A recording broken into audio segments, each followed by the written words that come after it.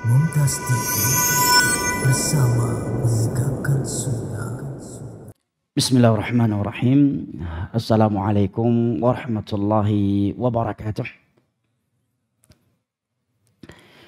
Alhamdulillahilladzi arsala rasulahu bil huda wa dinil haqq liyudhhirahu 'ala ad-din kullihi walau karihal kafirun. Wa asyhadu an la ilaha illallah wahdahu la syarika lahu iqraran bihi wa tauhidan. وأشهد أن محمدا عبده ورسوله صلى الله عليه وعلى آله وصحبه وسلم تسليما كثيرا أما بعد فأهلا وسهلا ومرحبا بكم kepada teman-teman semua ikhwanil kiram wa akhwati al-karimat yang ana cintai dan muliakan, rahimani Allah wa iyyakum wa baraka fikum di majelis ilmu agama yang mulia ini. Alhamdulillah, kita bersyukur kepada Allah Jalla wa Ala yang telah mempertemu dan mengumpulkan kita di rumahnya yang mulia ini dalam rangka at-tawasi bil haq wa tawasi bil sabr di antara kita sembari menunggu masuknya waktu salat Isya.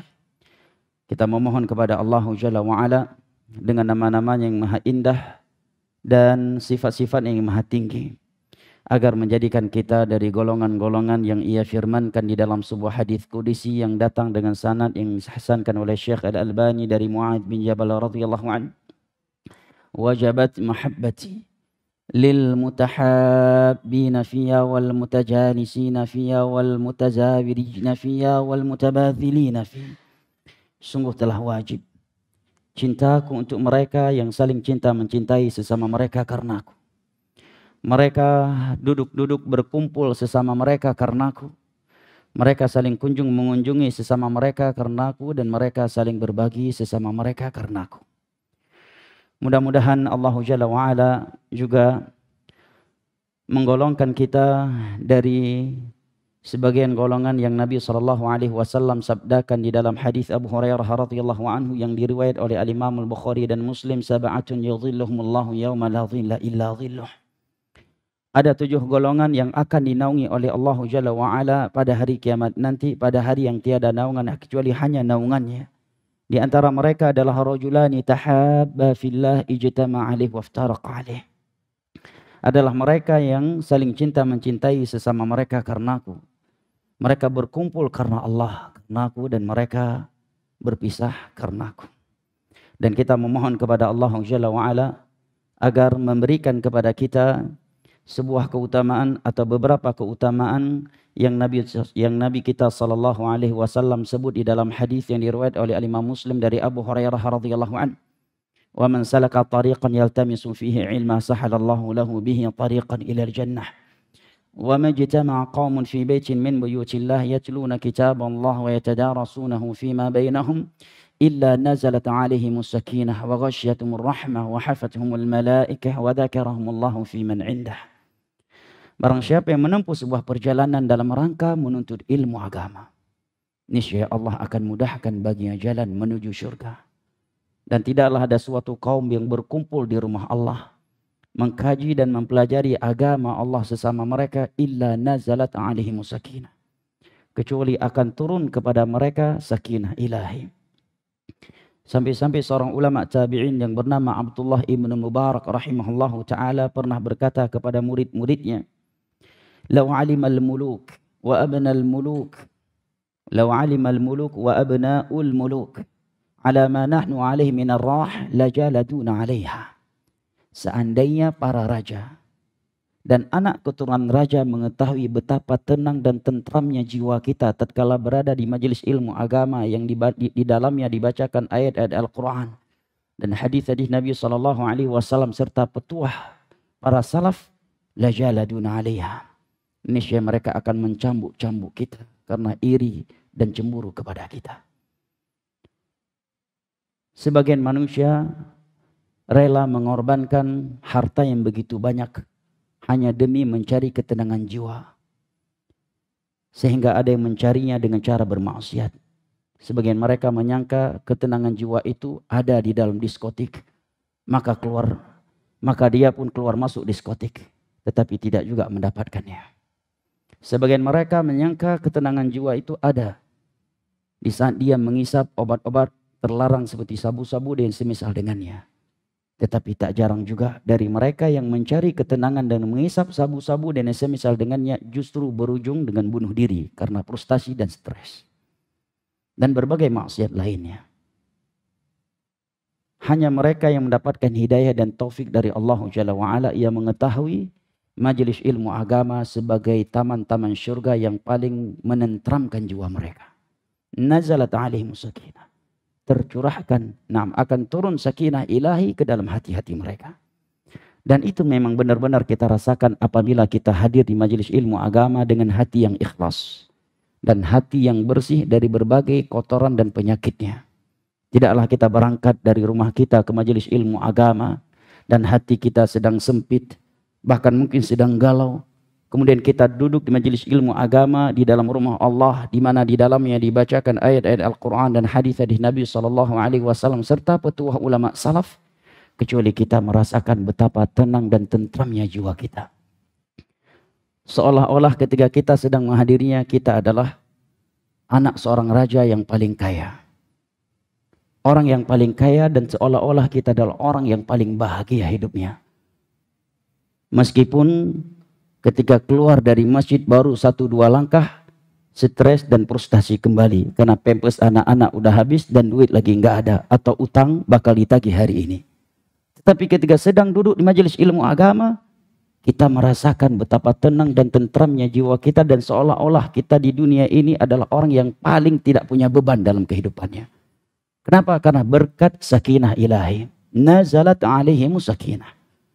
Allah turunkan sakinah ilahi ke dalam hati-hati mereka. Bahkan karena sempurnanya sakinah ilahi yang didapati oleh sebagian orang yang berada di majelis ilmu agama, terkadang majelis ilmu agama baru berjalan 10-15 menit, sebagian teman-teman kepalanya sudah menunduk ke bawah. Menandakan dia telah menempatkan sakinah ilahi bukan pada tempatnya, alias ngantuk. Wa ghasyiatumur rahmah.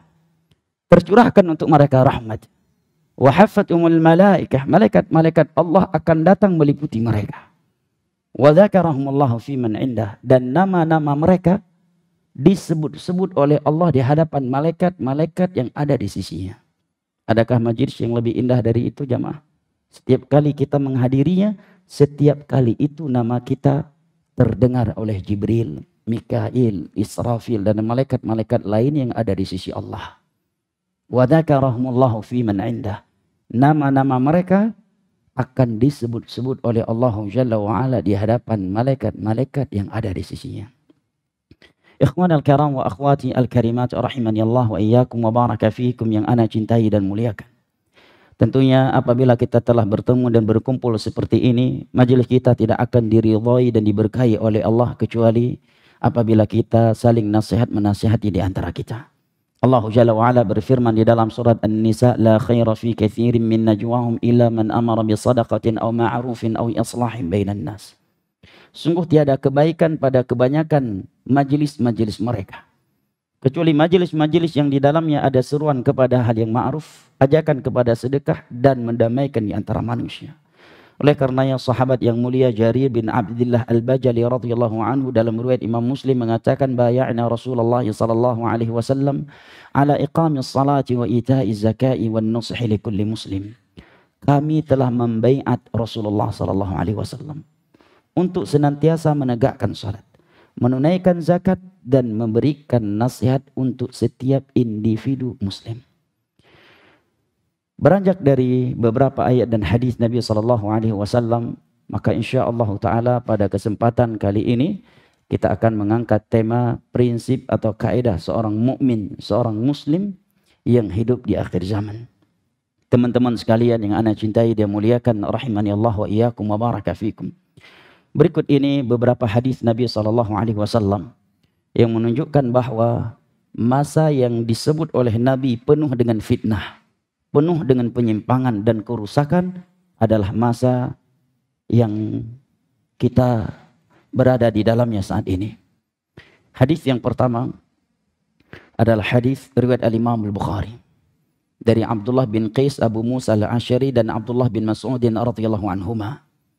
Rasulullah sallallahu alaihi wasallam bersabda, "Inna baina yaday sa'ah ayyaman yanzilu fiha al-jahl wa yurfa'u fiha al-ilm." Sesungguhnya menjelangnya hari kiamat akan ada hari-hari di mana kebodohan itu merata dan ilmu agama diangkat oleh Allah. Sekarang jamaah yang dimuliakan Allah, sebagian besar kaum muslimin jangankan tentang ilmu agama yang dalam terkait persoalan fikih, bahkan tak jarang dari kaum muslimin yang tidak tahu cara bagaimana dia sholat. Bahkan lebih buruk dari itu adalah banyak dari kaum muslimin yang tidak mengetahui makna la ilaha illallah, sebuah kalimat yang memasukkan seseorang ke dalam Islam. Sebuah kalimat yang kata Nabi SAW, "Man kana akhiru kalamihi la ilaha illallah dakhala jannah." Barang siapa yang ucapan terakhirnya adalah la ilaha illallah, dia akan masuk surga. Banyak kaum muslimin mengucapnya tetapi tidak mengerti maknanya, sehingga sehari-hari dia tidak sadar melakukan pembatal la ilaha illallah dan dia sambil mengucapkan la ilaha illallah. Inna baina yaday sa'ah ayyaman yanzilu fiha al-jal wa yurfa'u fiha al-'ilm. Menjelang hari kiamat akan ada hari-hari di mana keumuman umat ini berada di dalam kebodohan dan ilmu agama diangkat. Demikian juga terhadap syahadat asyhadu anna Muhammadan Rasulullah. Mereka mengucapkan persaksian anna Muhammadan Rasulullah wa abduhu. Tetapi sambil mengucapkan persaksian tersebut, dia melakukan hal-hal yang bertentangan dengan asyhadu anna Muhammadan abduhu wa rasuluh. Demikian juga terhadap rukun-rukun Islam yang lainnya. Tak sedikit dari kaum muslimin hari ini yang tidak tahu bacaan salat. Bahkan ada di antara mereka yang tidak tahu tentang gerakan salat. Gimana tuh? Ayahnya meninggal dunia, ibunya meninggal dunia yang telah melahirkannya dengan berbagai perjuangan. Diminta untuk menjadi imam salat jenazah ayah dan ibu yang telah melahirkannya. Dia tidak berani. Kenapa? Karena tidak tahu caranya. Nah, demikian juga tentang puasa, tentang haji, tentang zakat. Demikian juga tentang rukun-rukun iman yang 6. Tak sedikit dari mereka yang tidak mengetahui rukun-rukun iman kepada Allah, yang tidak mengetahui rukun-rukun iman kepada para malaikat, rukun-rukun iman kepada hari akhir, rukun-rukun iman kepada kitab-kitab suci, dan rukun-rukun iman kepada takdir. Maka apa yang Nabi SAW katakan di atas sungguh telah terjadi dan kita sudah melihatnya. Nah, ini masih pada rukun Islam dan rukun iman. Belum kepada perkara-perkara agama lainnya yang lebih detail dan lebih dalam dari itu. Contoh lainnya rumah tangga.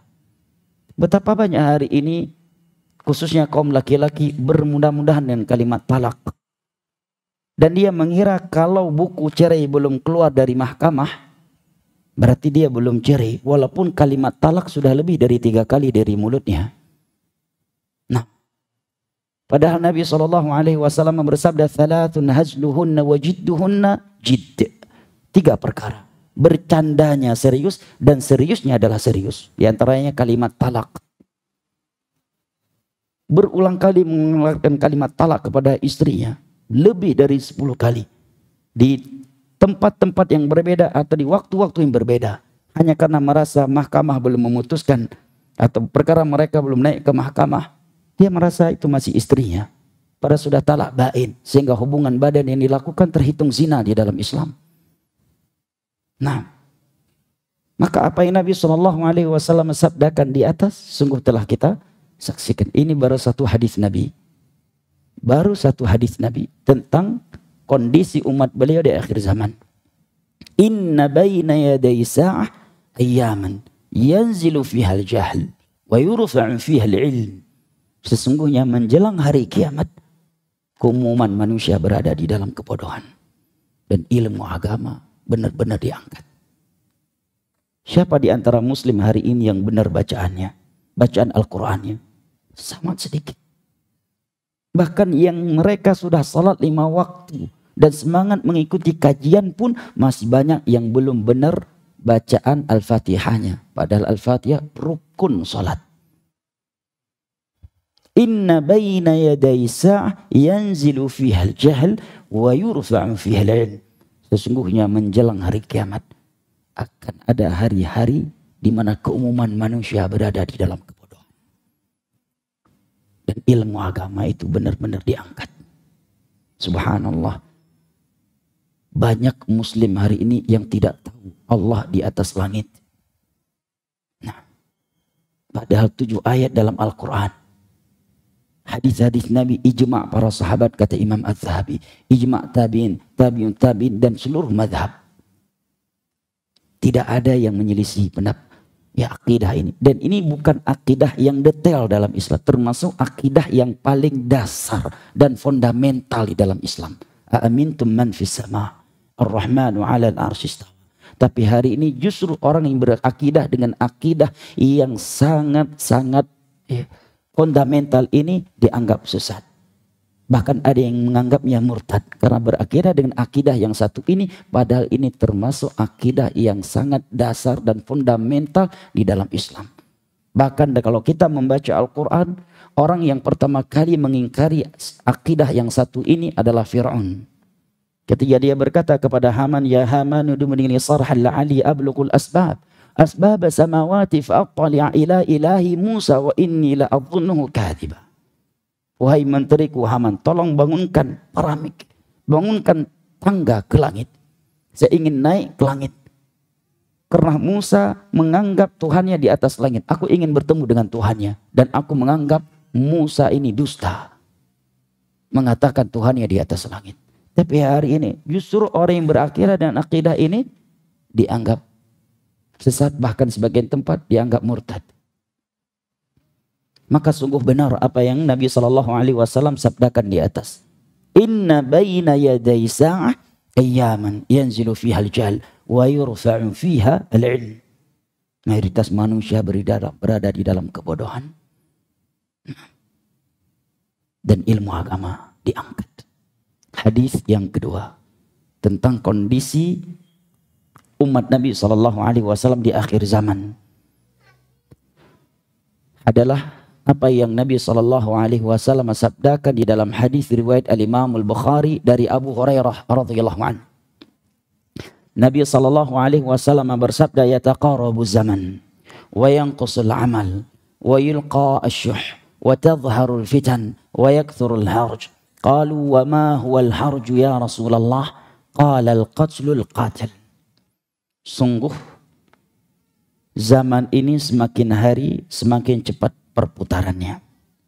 Di antara makna sabda Nabi SAW ini adalah apa yang disebut oleh Nabi SAW sendiri di dalam hadis riwayat Al-Imam Tirmidzi dengan sanad yang hasankan oleh Al-Hafidz Ibnu Hajar Al-Asqalani dalam Fathul Bari dari Abu Hurairah radhiyallahu anhu.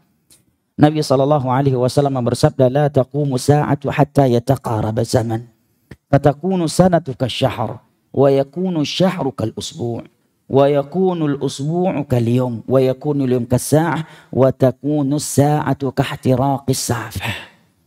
Sungguh hari kiamat itu tidak akan terjadi sehingga masa permutaran masa semakin hari semakin cepat.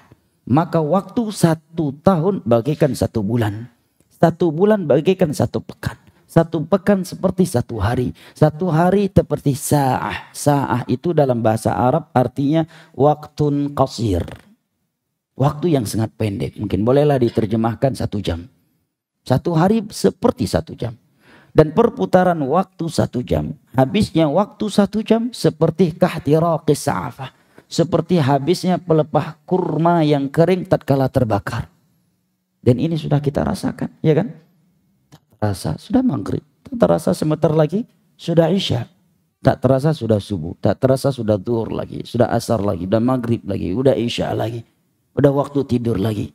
Tak terasa sudah sepertiga akhir malam, tak terasa di saat sedang nyenyak-nyenyaknya tidur, tiba-tiba sudah man rabbuk wa ma dinuk wa man nabiyuk. Langsung terkejut. Mendapatkan pertanyaan yang seperti itu di dalam masjid dengan jamaah yang banyak seperti ini bisa terkejut. Lalu bagaimana kalau kita mendapatkannya seorang diri di alam barzakh?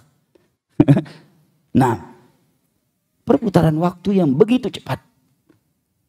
Dan ini sudah kita rasakan. Nah, yang kedua Nabi mengatakan wa yanqusul amal. Sangat sedikit dari umatku yang memiliki amalan, yang memiliki ibadah. Kalau ada yang bertanya, bukankah kita melihat umat Nabi Muhammad semangat beramal? Bahkan saking semangatnya sebagian mereka ada yang berzikir dari mulai ba'da isya sampai menjelang subuh. Berhenti menjelang subuh, kemudian gak balik lagi ke masjid untuk salat subuh. Ya. Bahkan ada yang puasa 40 hari berturut-turut lamanya. Kok dikatakan umat Nabi Muhammad sedikit yang memiliki amalan? Kata para ulama, Nabi berkata demikian karena suatu amalan itu dikatakan amalan yang benar dan diterima oleh Allah apabila memenuhi dua syarat. Ikhlas karena Allah dan sesuai dengan sunnah Nabi SAW. Dan dua syarat ini teramat sulit. Sebagian orang mudah beramal sesuai dengan sunnah Nabi, tetapi sulit baginya menjalankan amalan dengan ikhlas. Salatnya yang sedang dia lakukan sesuai dengan sunnah Nabi, tetapi dengan hati yang riya. Dan sebagian yang lainnya mudah beramal dengan ikhlas, tetapi dia berat mengamalkan suatu ibadah sesuai dengan sunnah Nabi karena nggak enakan dengan tetangga, nggak enakan dengan masyarakat setempat, nggak enakan dengan DKM, nggak enakan dengan panitia yang mengundangnya, nggak enakan dengan followernya. Kalau dia mengamalkan nanti akan dikatakan begini dan begitu, sehingga dia meninggalkan sunnah Nabi dan dia telah mengetahuinya. Dan ini salah satu dari dua penafsiran firman Allah, amilatun nasibah tasla naron hamiyah. Dia telah lelah letih beramal, tetapi amalan-amalannya justru melemparkan dia ke dalam neraka Allah. Karena tidak ikhlas, atau ikhlas tetapi tidak sesuai dengan sunnah Nabi SAW, atau bahkan tidak memenuhi kedua-duanya. Nah, maka Nabi mengatakan di akhir zaman amat sedikit dari mereka yang punya amalan. Nah, yang ketiga Nabi katakan wa yulqa asyuht. Mayoritas umatku manusia di masa itu menderita penyakit syuh. Syuh ini lebih buruk daripada bakhil. Kalau bakhil itu dia memperoleh dengan cara yang halal, hanya saja enggan membelanjakannya di jalan-jalan yang wajib dia belanjakan, enggan mengeluarkan zakat.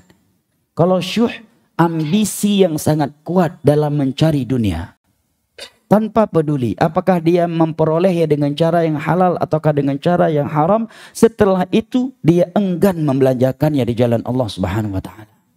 Ini syuh. Ya. Ini syuh. Dan karena penyakit syuh nih, seseorang memiliki penyakit lainnya yang lahir dari sifat ini atau saling melahirkan antara keduanya, yaitu wahan. Dan karena penyakit ini umat Islam dibantai di akhir zaman oleh orang-orang kafir. Di dalam hadis Thauban radhiyallahu an, diriwayat oleh Al-Imam Al-Baihaqi, Nabi SAW bersabda, tada'al alaikumul umam yushiku an tada'al alaikumul umamu kama tada'al akalatu ala qus'atiha. Sungguh umat Islam akan dibantai oleh orang-orang kafir dari berbagai sisi, sebagaimana disantapnya makanan yang sudah terhidang oleh orang-orang yang memakannya. Amin qillatin nahnu yawma idin ya Rasulullah. Apakah umat Islam mampu dibantai oleh orang-orang kafir dari berbagai sisinya saat itu karena mereka minoriti? Karena mereka jumlahnya minoriti? Tanya para sahabat Nabi SAW. Maka Nabi menjawab, bal antum katsir walakinnakum ghutha'un ka ghutha'is sail. Kalian justru mayoriti, tetapi jumlah kalian yang mayoriti bagaikan buih di laut. Coba lihat jamaah, kaum muslimin ketika nonton konser, nonton bola, nonton MotoGP, luar biasa jumlahnya, iya kan? Meskipun harga tiketnya mahal, tetap dia beli. Bahkan sebagian mereka rela menjual harta primernya, sepeda motor yang dia gunakan untuk cari nafkah sehari-hari, hanya untuk bisa nonton konser bola MotoGP, sedangkan masjid yang di samping rumahnya tidak mendatanginya. Bayangkannya. Pada seandainya jumlahnya kaum muslimin di salat 5 waktu dan Jumat seperti jumlahnya mereka ketika nonton konser, ketika demo, ketika nonton bola MotoGP, demi Allah, Ya ada yang berani macam-macam terhadap Islam. Tidak mungkin ada orang-orang semacam semodel Abu Duda dan yang semisal dengannya di Indonesia ini. Tidak mungkin di Indonesia ini ada orang seperti Abu Duda dan yang semisal dengannya. Tapi lihat kaum muslimin, bahkan di sebagian tempat konser dibuat di lapangan yang memang berdampingan dengan masjid. Adzan maghrib dikumandangkan, konser pun tetap berkumandangan. Iqamat dikumandangkan, konser pun semakin berkumandangan. Yang menghadiri konser 100% muslim. Panitia yang muslim, biduan yang muslimah, penonton yang muslimah. Padat lapangan. Sedangkan masjid pada salat maghrib dan isya yang hadir cuma imam, muadzin sama bilalnya. Itu pun imamnya membaca surat yang paling pendek. Kenapa? Karena juga ingin nonton setelah salat isya. Imam pun hantam inna a'tainakal kautsar. Karena menonton juga. Allahul musta'an. Maka Nabi SAW katakan, walakinnakum ghutha'un ka ghutha'is sail. Jumlah kalian yang banyak, kalian mayoriti. Ya, kalian mayoriti, tapi seperti buih di laut. Indonesia, Islam mayoriti. Tapi lihat, bisa bebas orang seperti Abu Duda dan yang semisal dengannya mencela Islam, merendahkan Islam. Bayangkan juga. Di saat muslim dibantai di Palestina, bayi-bayi dibantai, kaum wanita dibantai, bahkan sudah masuk ke dalam kategori pembasmian etnis. Ya. Jumlah korban sudah seperti jumlah korban karena bom yang dijatuhkan oleh bom atom yang dijatuhkan oleh Amerika ke Hiroshima. Hampir segitu jumlah korbannya. Tapi masih ada orang yang memuji Yahudi, Israel di Indonesia. Kenapa? Nggak segan sama muslim. Kenapa? Karena jumlah muslim yang mayoriti seperti buih di laut. Nah, kalau kita masuk ke diskotik, mayoritas pelanggan diskotik muslim. Tempat prostitusi, wanitanya dan tamunya rata-rata juga muslim. Nah, ketika nonton konser ribuan jumlah mereka. Sedangkan di masjid mereka tidak nampak. Bahkan sebagian mereka yang membuat hati teriris-iris, konser tetap jalan, adzan maghrib di sampingnya. Gak ada yang datang. Masjid di sampingnya. Kosong.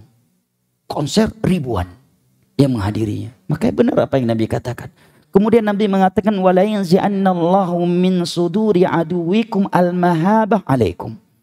Sehingga wibawa terhadap kaum muslimin yang pernah ada sebelumnya di hati-hati orang kafir itu Allah hilangkan dari hati-hati mereka. Tidak ada lagi wibawa untuk kalian di dalam hati-hati mereka. Wa yuqdhafu fi qulubikumul wahn. Dan karena saat itu mayoritas kalian wahai umatku ada penyakit wahan di dalam hatinya. Wa mal wahnu ya Rasulullah? Apakah penyakit wahan itu ya Rasulullah? Maka Nabi SAW menjawab, hubbud dunya wa karahiyatul maut. Ambisi yang sangat kuat terhadap dunia. Hari ini bayangkan demi rumah yang ditinggalkan oleh ayahnya, ibu kandungnya sendiri diusir. Subhanallah. Demi secuil warisan, ibu kandungnya sendiri diperkarakan dan dipenjarakan. Subhanallah. Ya, hubbud dunya wa karahiyatul maut, dan benci kematian. Bahkan sebagian muslim hari ini karena bencinya kepada kematian, kalau ada ceramah yang membahas tentang alam kubur, alam barzah pun dia marah. Dikit-dikit azab kubur, dikit-dikit neraka, jadi serem hidup ini katanya. Ceramah itu yang kocak dong. Ceramah itu yang membuat kita tertawa, tertiwi dan bahagia. Pulang nyaman ini kepala. Ini ikut ceramah pulang dari situ jadi ngeri hidup ini. Dikit-dikit mati, dikit-dikit mungkar nakir. Dikit-dikit azab neraka, dikit-dikit azab kubur. Bayangkan, saking bencinya kepada kematian. Ceramah yang mengingatkan dia kepada kematian saja dia benci. Padahal Nabi bersabda, aksiru dzikra hadzimil ladzat. Perbanyaklah oleh kalian mengingat pemutus seluruh kelezatan, yaitu kematian. Para sahabat saja diperintahkan oleh Nabi untuk banyak-banyak ingat kematian. Padahal mereka sahabat Nabi. Padahal di masa itu nggak ada mall, nggak ada bioskop, nggak ada tempat prostitusi, nggak ada tempat perjudian, belum ada pinjol online, belum ada judi slot, ya, belum ada panitia yang saling hadiah-hadiahi chip, nggak ada. Tetapi Nabi sudah bersabda kepada mereka seperti itu. Lalu bagaimana kalau Nabi hidup di tengah-tengah umatnya yang seperti ini? Nah, tapi bisa-bisanya sebagian umat muslim hari ini marah kalau isi khutbah Jumat dan ceramah tentang kematian, tentang alam barzah dan tentang hari kiamat. Nah, benci kepada kematian. Padahal di dalam hadis Aisyah radhiyallahu anha riwayat al-Imam al-Bukhari, Nabi sallallahu alaihi wasallam bersabda, "Man ahabba liqa Allah, ahabba liqa'ah, wa man kariha liqa'ah, kariha liqa'ah." Barang siapa yang mencintai pertemuan dengan Allah, maka Allah pun cinta bertemu dengannya. Allah pun ingin bertemu dengannya. Wa man kariha liqa'ah, kariha liqa'ah. Dan barang siapa yang benci untuk bertemu dengan Allah, Allah pun benci untuk bertemu dengannya. Ikhwan al-kiram wa akhwati al-karimat rahimani Allah wa iyyakum wa baraka fiikum. Kita kembali lagi kepada hadis kedua dari hadis-hadis tentang akhir zaman. Nabi SAW mengatakan saat itu mayoritas umat beliau menderita penyakit syuh. Kemudian beliau mengatakan wa tadhharul fitan. Dan di masa itu fitnah benar-benar merajalela dan bertebaran. Fitnah secara umum ya terbagi menjadi dua, fitnah syahwat dan fitnah syubhat. Syahwat, perzinaan, penyimpangan syahwat luar biasa di hari kita ini. Nah, di masa Nabi memang ada yang jatuh ke dalam zina, ya, tetapi sebagian mereka menyesal, bahkan datang kepada Nabi. Ada seorang wanita datang kepada Nabi, "Ya Rasulullah, inni uhibbu minaz zina." Wahai Rasulullah, aku sudah hamil karena zina, fa aqim alayya al-had. Tolong rajam aku. Kenapa? Karena dia tahu dengan dirajam dan dia menerimanya dengan hati yang ikhlas, maka dosa zinanya akan Allah hapuskan. Tapi hari ini bahkan di beberapa daerah hampir 100% wanita di daerah itu tidak ada yang yang tidak hilang perawannya. Bahkan anak pernah beberapa tahun suatu daerah di salah satu daerah di Jawa, di mana kalau dia belum nikah biasa bawa pacar ke rumahnya, bahkan ke dalam kamar tidurnya, di dalam rumahnya ada kedua orang tuanya, itu biasa. Nikah dalam keadaan udah punya anak, ya, nikah dalam keadaan wanita sudah hamil di luar pernikahan, itu bukan hal yang aib, bukan hal yang tabu. Bahkan di sebagian tempat menjual anaknya bukan hal yang tabu. Kalau yang lahir anak laki-laki marah dia, tapi kalau lahirnya anak perempuan baru senang dia, bisa menjadi sumber uang. Na'udzubillah min dzalik. Fitnah. Bahkan na'udzubillah, komunitas yang belum pernah ada di kalangan binatang sekalipun terkait syahwat, hari ini sudah ada komunitas LGBT. Bayangkan, binatang nggak punya akal, nggak sholat 5 waktu, nggak pernah ikut kajian Sahih Bukhari, nggak suka dia sesama jenis, ya kan? Kecuali satu binatang B2. Cuma itu. Bahkan dalam Sahih Bukhari disebutkan di masa jahili ada seekor monyet membunuh monyet jantan yang lainnya sampai mati karena menyentuh kehormatan betinanya. Itu monyet nggak punya akal, nggak pernah belajar Iqra, nggak pernah tahsin Al-Quran, nggak pernah ikut kajian Sahih Bukhari, nggak pernah ikut kajian tentang fitnah akhir zaman, ya. Tapi seperti itu ghirahnya. Hari ini lihat sebagian orang dengan istrinya di depan orang lain, istrinya berpelukan, cepika-cepiki, ciuman dengan lelaki lain bukan mahram di depan matanya, nggak marah sedikit pun, bahkan bangga sebagai modern. Hidup yang modern itu kan kawannya, sekedar kawan. Si suami juga gitu, jumpa dengan wanita lain berpelukan, cium-ciuman, saling raba-meraba, istri pun nggak marah. Subhanallah. Bahkan lihat penyimpangan hari ini, jamaah yang dimuliakan Allah, pelaku LGBT tidak malu. Bahkan komunitas mereka luar biasa kuatnya. Nah, luar biasa kuatnya. Penyimpangan syahwat yang luar biasa. Bahkan di beberapa tempat prostitusi mengelilingi masjid. Satu masjid di sekelilingnya penuh dengan tempat prostitusi. Sudah masuk waktu Isya. Baik, sudah masuk waktu Isya, kita break untuk salat Isya, kemudian lanjut lagi. Baik, kita lanjutkan kembali setelah salat Isya. Akan kita bahas petunjuk-petunjuk Nabi SAW untuk umatnya yang hidup di akhir zaman.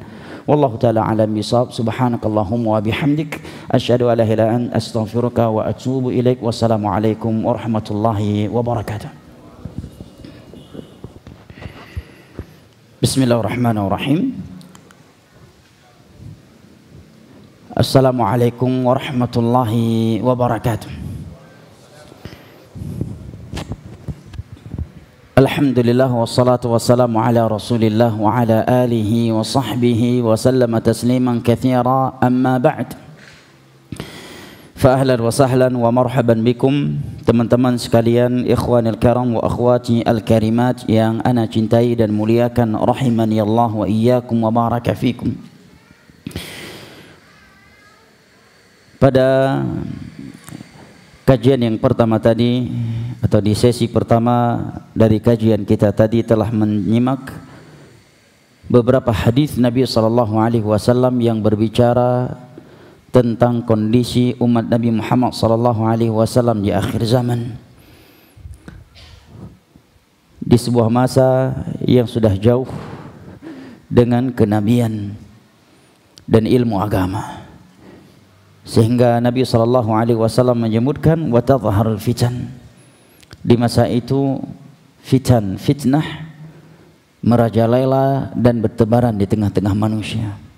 Dan telah kita sebutkan tadi bahwa di antara bahwa fitnah secara umum terbagi menjadi dua, fitnah syubhat dan fitnah syahwat. Semua manusia yang masuk ke dalam neraka Allah, kalau bukan karena fitnah syahwat, maka karena fitnah syubhat. Iblis dan bala tentaranya memasukkan manusia, anak Adam, ke dalam neraka Allah itu melalui dua pintu ini. Kalau bukan dari pintu syubhat, maka dari pintu syahwat. Dan Allah Jalla wa Ala telah menerangkan di dalam surat Alif Lam As-Sajdah dua senjata yang seyogyanya dimiliki oleh seorang muslim. Dan dengan dua senjata tersebut dia mampu melawan serangan iblis dan bala tentaranya dari pintu syahwat dan syubhat.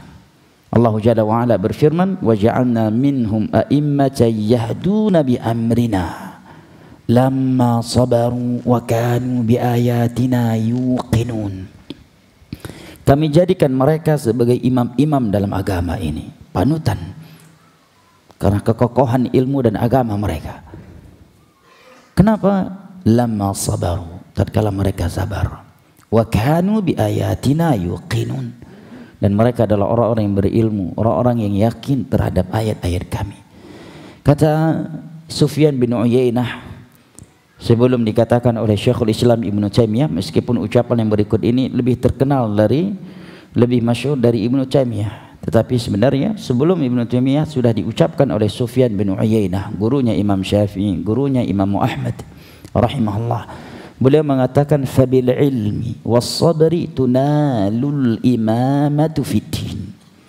Maka hanya dengan sifat sabar dan ilmu agama, keimamahan di dalam agama itu diperoleh.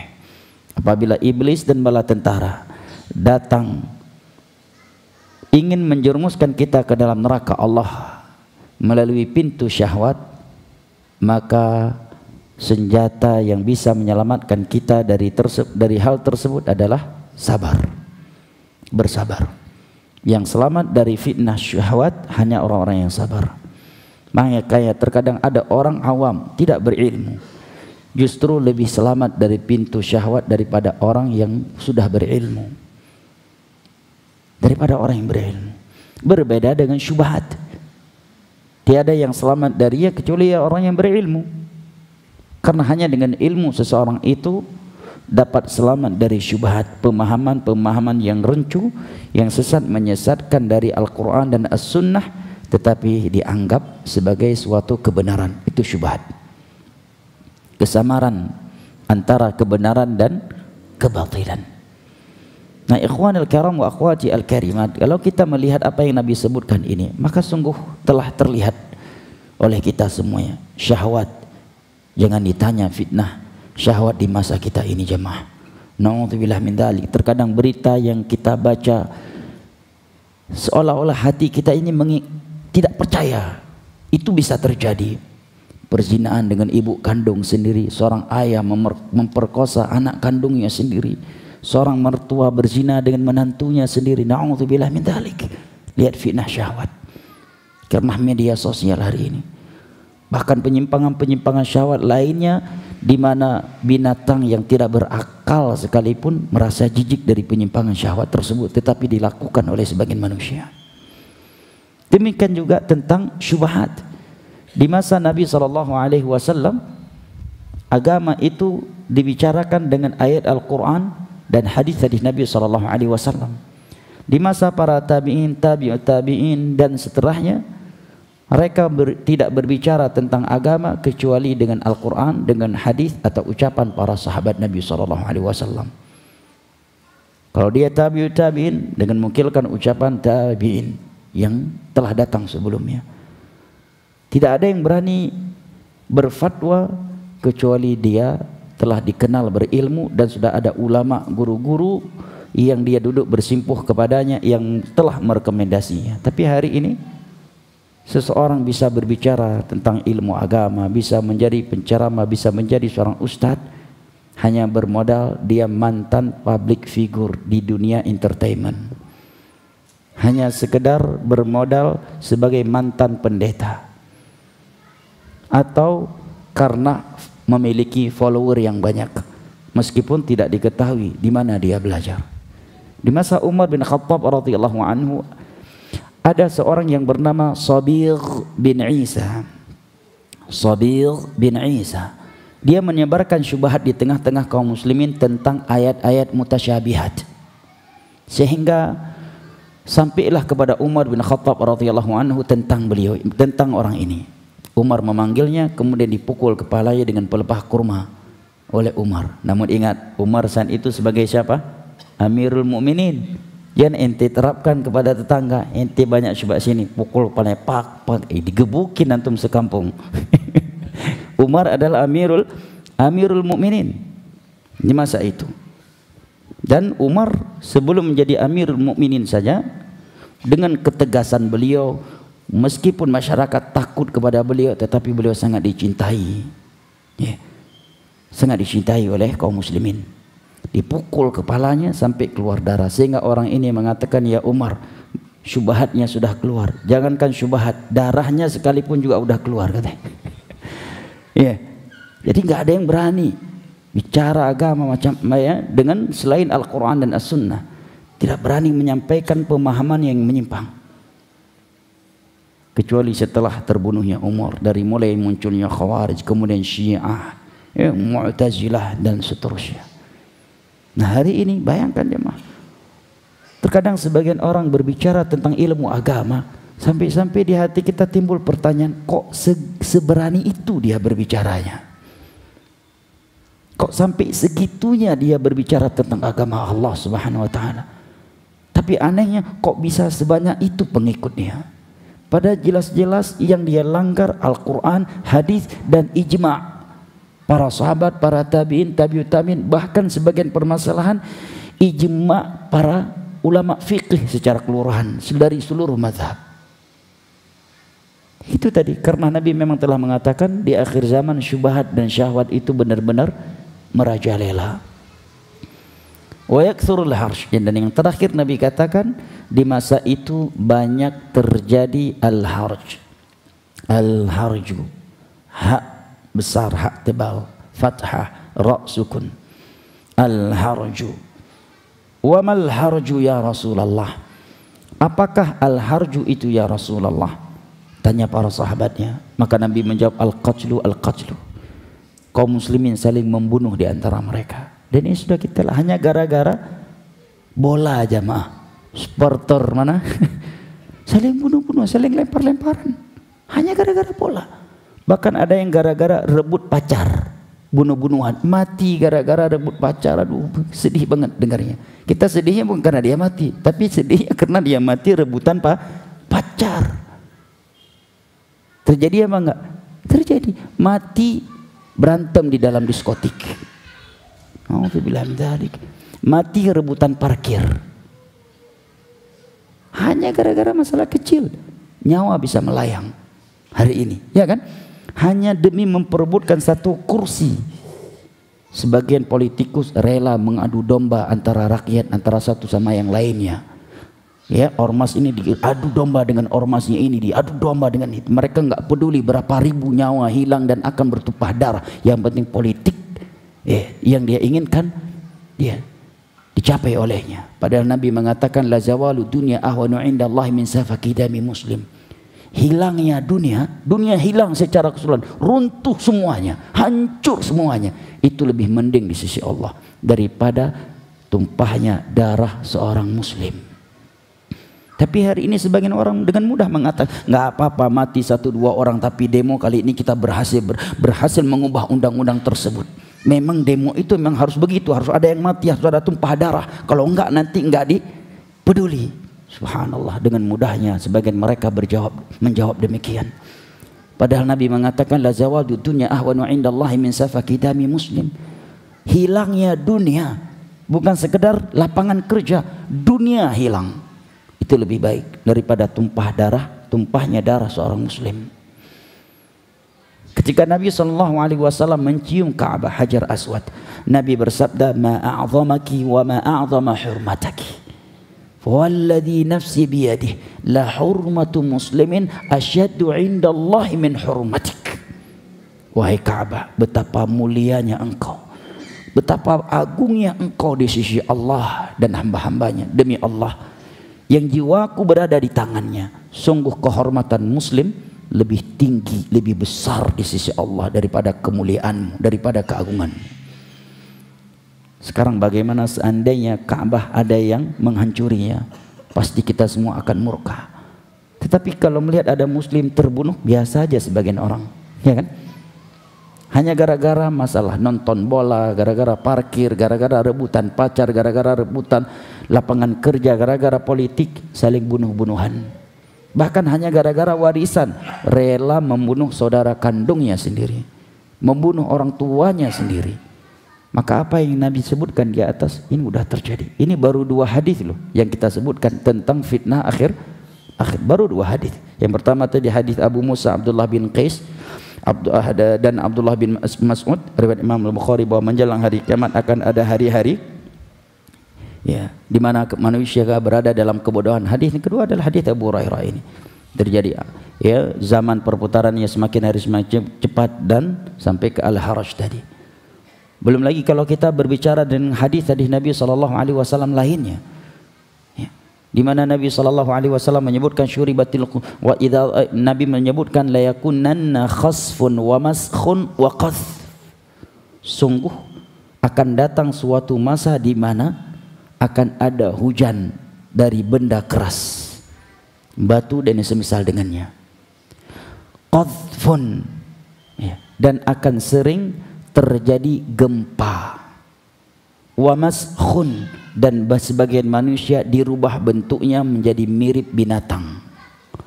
Mendengar berita tersebut, seorang sahabat bertanya, "Mata dzalika ya Rasulullah?" Kapankah hal itu terjadi ya Rasulullah? Maka Nabi menjawab, "Idza kathuratil qainat." Ini yang pertama. Apabila qainat telah banyak di tengah-tengah manusia. Qainat itu adalah budak wanita yang berprofesi sebagai penyanyi. Jadi di masa jahiliyah tidak ada yang mau menjadi penyanyi kecuali dari kalangan budak sahaya dari kalangan kaum wanita. Dan kita tahu bahwa orang-orang jahiliyah di masa itu mereka menghinakan kaum wanita. Bahkan Allah mengatakan wa idza busyira ahadun bil untha dhalla wajhuhu muswaddan wa huwa kadhim. Apabila salah satu di antara mereka diberitahu bahwa yang lahir anak perempuan, langsung menghitam merah mukanya, enggak terima dia. ayumsikuhu ala hunin am yadussuhu fit turab. Dia akan biarkan hidup putrinya itu tetapi dalam penghinaan setiap hari, dihina oleh ayahnya sendiri, dibuli oleh ibunya sendiri.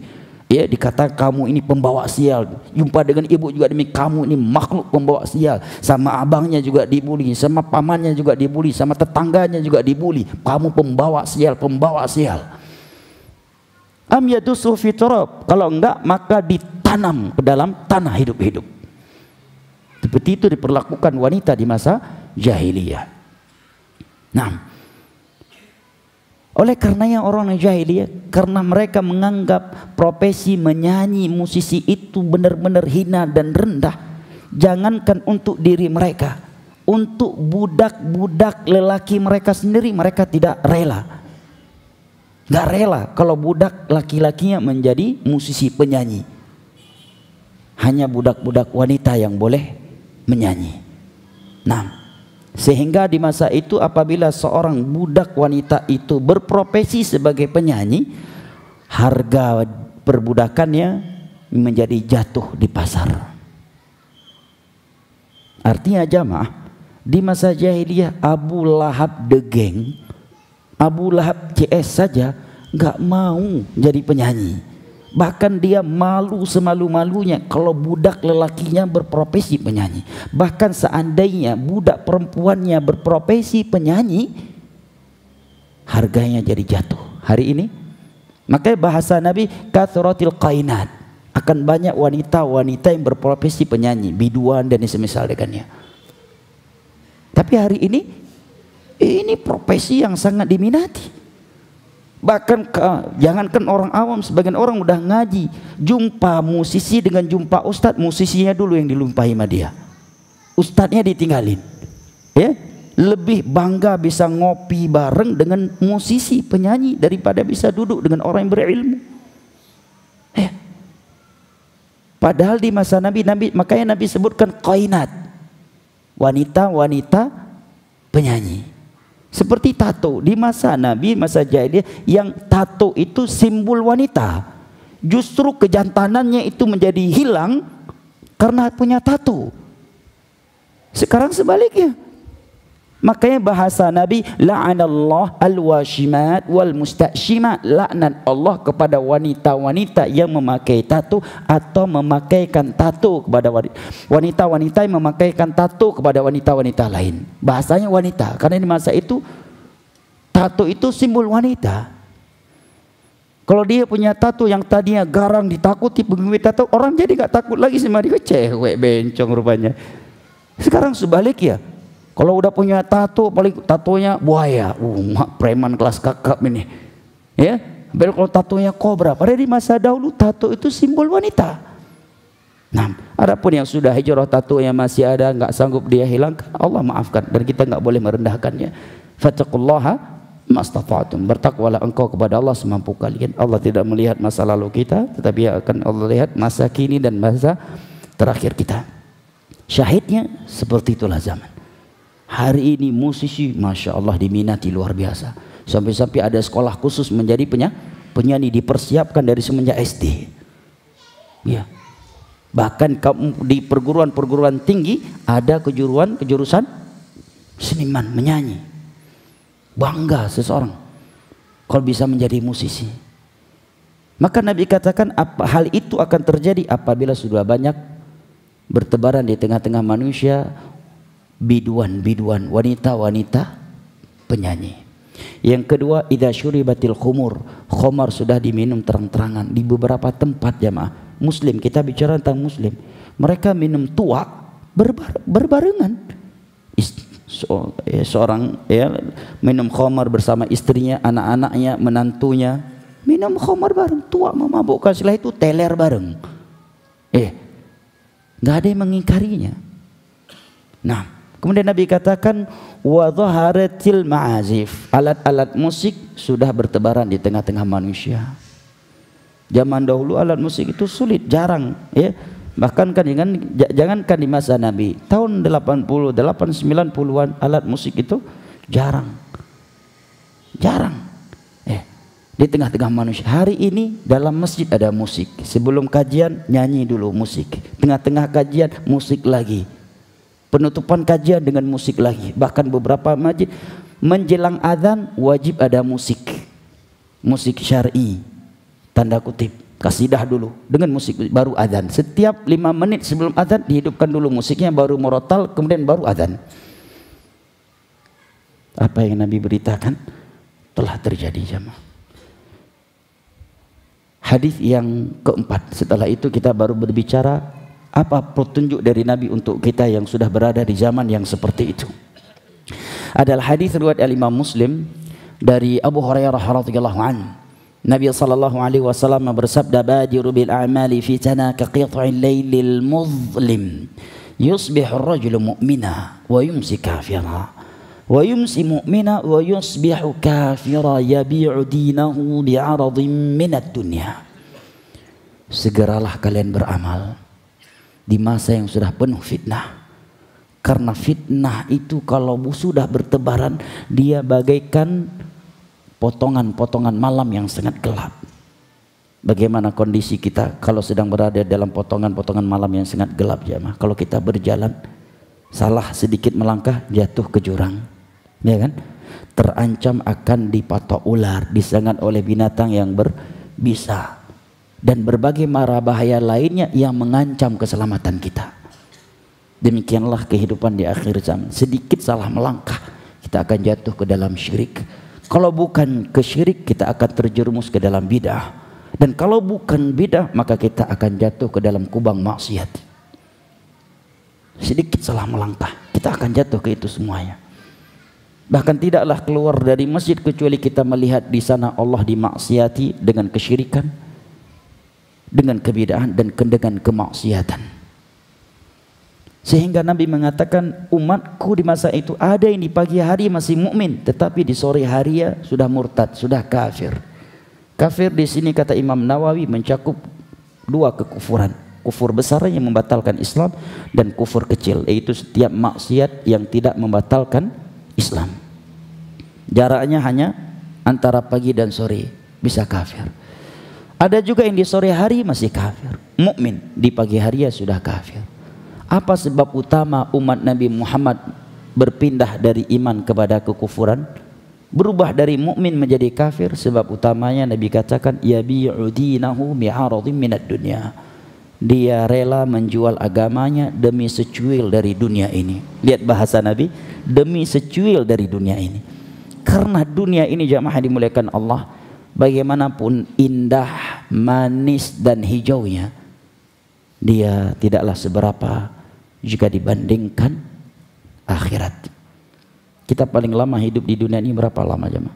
Anggaplah 60 sampai 70 tahun sebagai umur mayoritas umat Nabi SAW. Anggaplah umur kita sampai ke situ. Paling sempurna kita menikmati dunia berapa tahun? 20 tahun, ya kan? Dari semenjak umur 15 tahun sampai umur berapa? 35, atau anggaplah dari 30 tahun. 25 sampai 30 tahun, karena di atas 40 tahun biasanya udah mulai sakit-sakitan, ya, udah nggak makan nasi lagi kecuali seminggu sekali, udah nggak bebas makan, nggak bebas minum, udah kena diabetes dan sebagainya. Anggaplah paling sempurna kita menikmati dunia ini seandainya kita nggak ingin terikat dengan agama Allah, ingin bebas zina, bebas khamar, bebas judi, bebas liwat, bebas lesbi, bebas, nggak ada ikatan apapun. Paling sempurna itu dirasakan 30 tahun, ya kan? 30 tahun. Di umur dia 45 dan seterusnya udah kena diabetes dan seterusnya. Sedangkan di akhirat Allah katakan, wa inna yawman 'inda rabbika ka'alfi sanatin mimma ta'udun. Satu hari di akhirat seperti 1000 tahun di dunia ini. Dan satu hari notabene-nya 12 jam, ya kan? Berarti kalau kita bandingkan umur kita, seandainya umur kita sampai 60 hingga 70 tahun dengan satu hari di akhirat yang panjangnya seperti 1000 tahun di dunia ini, maka waktu 60 hingga 70 tahun di dunia ini tidak lebih dari 1,5 jam waktunya akhirat. Berarti nikmat dunia bisa kita pakai selama 1,5 jam. Makanya Nabi mengatakan, "Lau kanatid dunya tazinu 'indallahi janaha ba'udah lama saqa minhal kafira syurbata ma'." Seandainya dunia beserta isinya ini memiliki nilai di sisi Allah satu sayap seekor nyamuk, maka tidak akan ada orang kafir yang mendapatkan air minum seteguk pun. Artinya dunia beserta isinya jika tidak mengantarkan kita kepada Allah dan syurganya, tidak lebih mahal, tidak menyamai, bukan tidak lebih mahal, tidak menyamai satu sayap seekor nyamuk, lebih rendah daripada satu sayap seekor nyamuk. Jamaah ini muliakan Allah. Kalau ada orang yang sombong, angkuh karena merasa dirinya lebih banyak nyamuk di rumahnya daripada orang lain, apa penilaian orang pada dia? Dia bangga, di rumah gua lebih banyak nyamuknya daripada rumah lo. Orang akan anggap dia gila, ya kan? Padahal dalam Islam lebih gila lagi orang yang sombong dan angkuh karena mobil, karena rumah, karena kekayaan, karena aset dunianya. Karena dunia nilainya masih di bawah satu sayap seekor nyamuk. Jadi apabila ada orang yang sombong, angkuh dengan nyamuk yang dia miliki, kita anggap ini orang nggak normal, harus dilarikan segera ke rumah sakit jiwa. Maka orang yang sombong dan angkuh dengan mobil, rumah mewahnya, jam mewahnya, dunia mewahnya, aset-aset dunia, itu harus lebih cepat dilarikan ke rumah sakit jiwa, karena dia lebih gila daripada orang yang pertama tadi.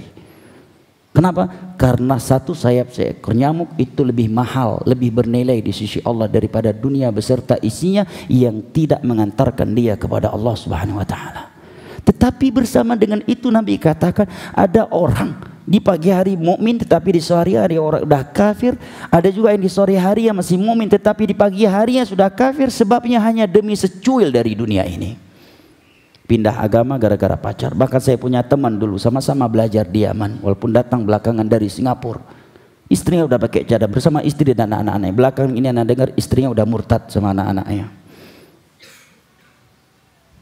Berat fitnah dunia itu jamaah.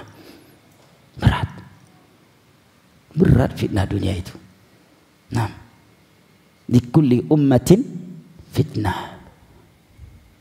Setiap umat ada fitnah, ada godaan. Wa fitnatu ummati al-mal, dunia, harta. Maka Nabi SAW bersabda dalam hadis riwayat Imam Al-Bukhari, "Walladzi nafsi biyadihi mal faqra akhsha 'alaikum walakin akhsha an tubsata lakum ad-dunya fatatanafasu fiha kama tanafasu fiha fa ahlakatkum kama ahlakathum." Demi Allah yang jiwaku berada di tangannya, bukanlah kefakiran yang aku khawatirkan terhadap kalian. Justru yang paling aku khawatirkan adalah Allah bukakan pintu-pintu dunia untuk kalian. Kemudian kalian berlomba-lomba demi dunia itu. Sebagaimana orang-orang sebelum kalian berlomba-lomba demi dunia, sehingga dunia ini membinasakan kalian sebagaimana dunia ini telah membinasakan umat-umat sebelum kalian. Hanya demi secuil dunia yang belum pasti dia dapatkan, berani main dukun, daftar PNS, bawa jimat, lulus belum pasti, dosa jimat udah pasti, ya kan? Lulus PNS-nya belum pasti. Dosa datang ke dukun membatalkan Islam. Nah, percaya kepada dukun membatalkan Islam. Kecuali dia taubat setelah itu. Ini di antara contoh hari. Demi secuil dunia, sudah secuil belum pasti lagi. Ya kan? Belum pasti lagi dia dapatkan. Sudah rela dia batalkan imannya. Kan mendatangi dukun salah satu dari pembatal Islam. Mendatangi dukun, percaya kepada ucapannya, man atakahinan aw arrafan fasaddaqu bima yaqul faqad kafara bima unzila ala Muhammad. Barang siapa yang mendatangi dukun atau tukang ramal, kemudian dia percaya kepada ucapannya, sungguh dia telah kafir terhadap syariat yang Allah turunkan kepadaku, kepada Muhammad sallallahu alaihi wasallam. Ikhwani al-kiram wa akhwati al-karimat rahimani Allah wa iyyakum wa baraka fikum. Berbicara tentang fitnah akhir zaman, kerusakan yang terjadi pada umat Nabi SAW yang datang sebuah masa yang jauh dari beliau. Yang terpenting bukanlah kejadian-kejadiannya, tetapi yang lebih penting dari berita-berita itu di atas adalah apa perintah bimbingan dan petunjuk Nabi SAW kepada kita apabila kita sudah berada di zaman yang beliau beritakan tersebut. Ini lebih penting dari itu.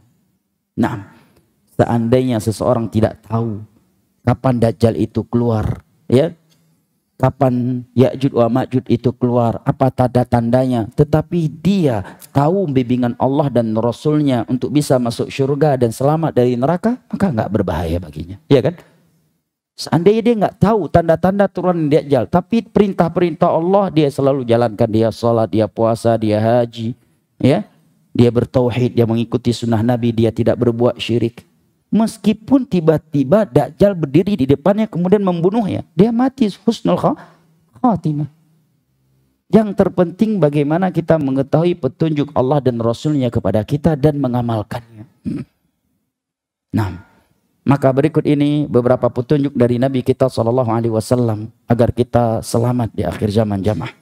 Yang pertama, ikhwan al-kiram wa akhwati al-karimat, adalah doa. Tiada senjata yang lebih ampuh dan lebih kita butuhkan agar selamat dari fitnah akhir zaman selain daripada doa. Doa adalah silahul mu'min. Jangan pernah kita tertipu dengan secuil ilmu agama yang kita miliki.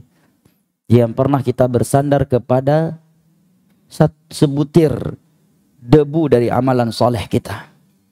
Nabi kita SAW seorang nabi, seorang rasul, pembuka pintu surga. Apa doa yang paling sering beliau panjatkan kepada Allah? Allahumma muqallibal qulub tsabbit qalbi ala dinik. Ya Allah, zat yang memutarbalikan hati, kokohkanlah hatiku di atas agamamu. Karena hati itu mudah berubah. Makanya bahasa Arabnya qalbun. Bahasa Arab itu bahasa Arab hati adalah qalbun. Kenapa? Li'annahu inqalaba yanqalibu. Mudah berbolak-balik. Ketika di dalam masjid seperti ini, Masya Allah, seolah-olah surga dan neraka tertancap di depan kedua mata. Begitu keluar dari masjid, dia melakukan berbagai maksiat seolah-olah bukan dia yang kita lihat di saf pertama tadi di dalam masjid. Nah, hati bisa berubah. Keluar dari rumah dalam keadaan ikhlas. Masuk ke masjid masih ikhlas. Begitu takbiratul ihram masih ikhlas sholatnya. Di rakaat kedua datang calon mertuanya ikut sholat di sampingnya. Langsung berubah menjadi riya. Ya kan? Hati. Makanya Nabi katakan, inna akhwafa ma akhafu alaikum asyirkul asghar. Sesuatu yang paling aku khawatirkan kepada kalian adalah riya, adalah syirik kecil. Dalam riwayat yang lain, lebih aku khawatirkan daripada fitnah Dajjal. Para sahabat bertanya, apakah syirik kecil itu ya Rasulullah? Nabi menjawab, ar-riya yusalli ahaduhum fayuzayyinu salatahu lima yarahu ahad. Riya. Salah satu di antara kalian salat awalnya karena Allah, kemudian setelah dia tahu ada orang yang sedang menyaksikan dia salat, dia langsung mengindah-indahkannya. Nah, tadinya mau ruku, begitu datang calon mertua salat sunnah di sampingnya, langsung dia panjangkan lagi. Khusyuknya Masya Allah. Seolah-olah Al-Baqarah yang dia bacakan, padahal inna a'tayna kal kautsar yang dia ulang-ulangi. Bisa berubah. Nah, maka doa jemaah. Maka kalau kita baca surat Ali Imran di halaman pertama, ketika Allah berbicara tentang ar-rasikhuna fil ilm, Allah sebutkan di antara kriteria utama mereka apa? Adalah mereka yang selalu berdoa, Rabbana la tuzigh qulubana ba'da idh hadaitana wa hab lana min ladunka rahmah innaka antal wahhab. Al-Imam Ibnu Qayyim menyebutkan sebuah renungan untuk kita renungi bersama, dan itu sangat-sangat penting untuk kita renungi jamaah.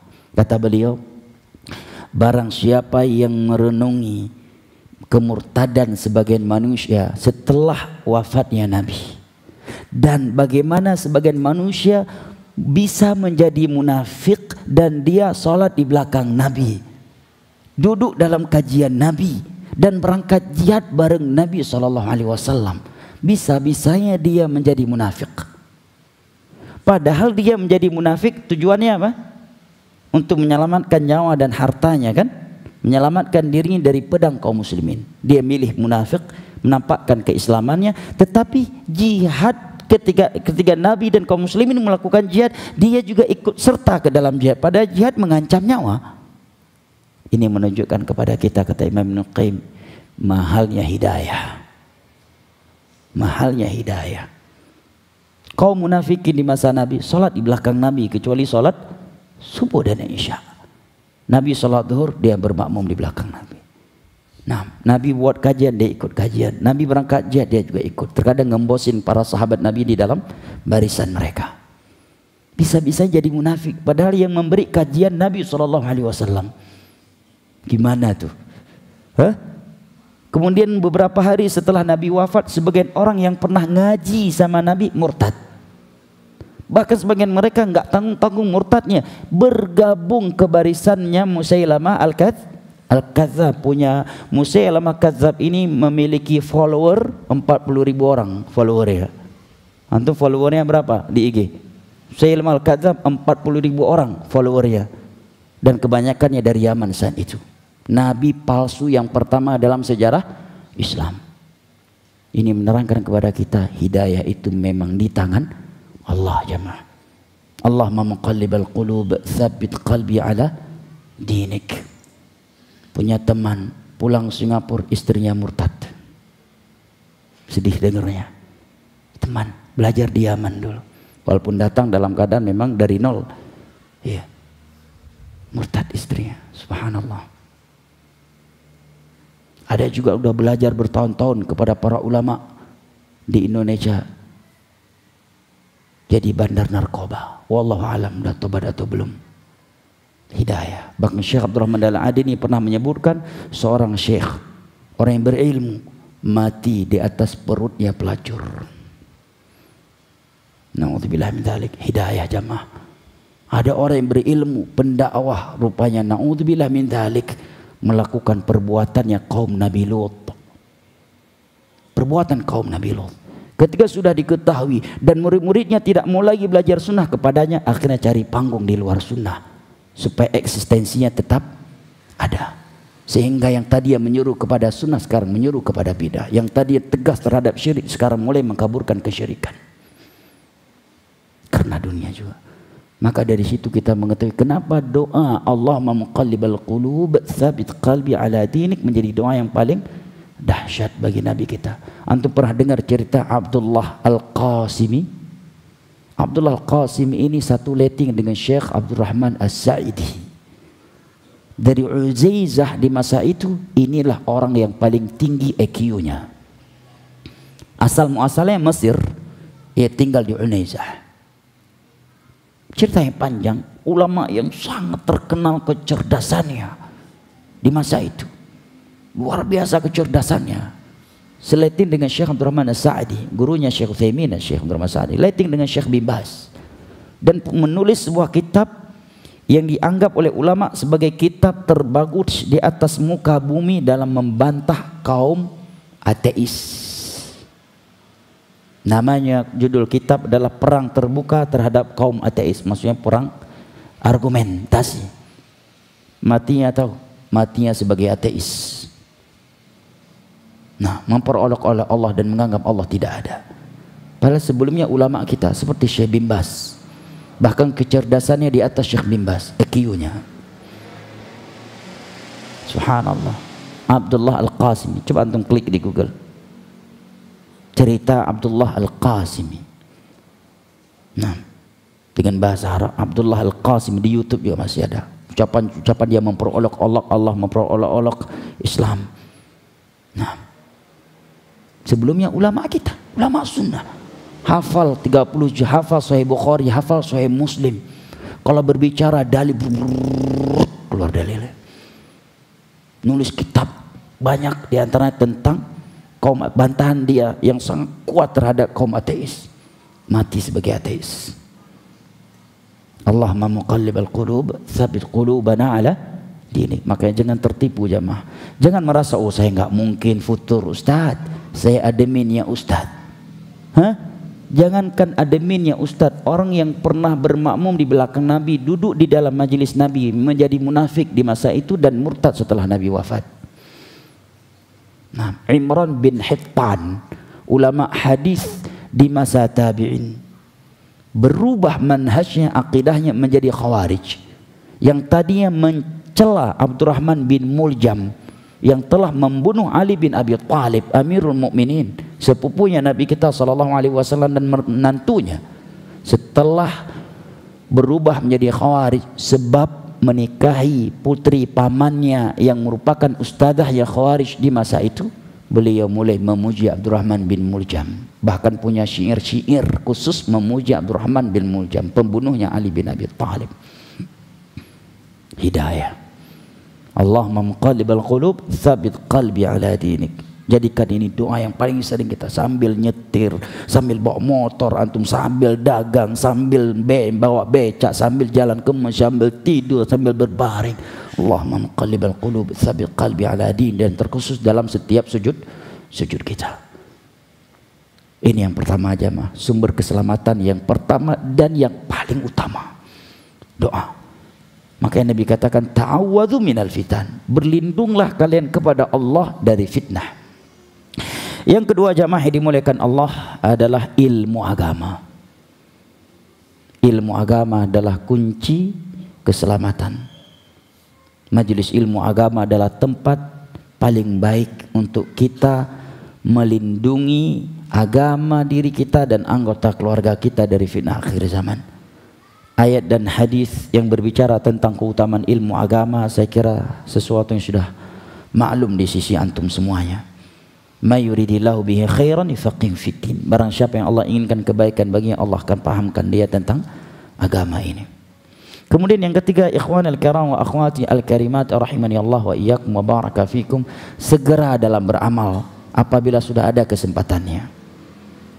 Hadisnya riwayat dalilnya adalah hadis riwayat Imam Muslim dari Abu Hurairah radhiyallahu anhu. Nabi sallallahu alaihi wasallam bersabda, badir bil amali fitana qit'il lailil muzlim yusbihu rajulun mu'minan wa yumsi kafiran wa yumsi mu'minan wa yusbihu kafiran yabi'u dinahu bi'aradi minad dunya. Segeralah kalian beramal di masa yang sudah ada fitnah, karena kapan kita menundanya bisa jadi kesempatan itu tidak berulang kembali. Ada kesempatan untuk sholat, langsung sholat. Ada kesempatan untuk puasa, wah ini bisa puasa nih Senin Kamis kali ini, lagi nggak banyak kegiatan, lakukan. Ada kesempatan untuk umroh, lakukan. Ada kesempatan haji, lakukan. Banyak orang menunda-nunda haji, dia udah punya kemampuan dari sisi fisik, waktu, uang, cuma dia berpikir tahun ini akan ada tender, bakal dapat PL, ada proyek, udahlah uang ini untuk modal proyeknya. Seorang teman curhat sama ana, Ustaz, ana waktu itu pernah uang yang sudah siap untuk haji, saya tergiur karena ada tawaran proyek.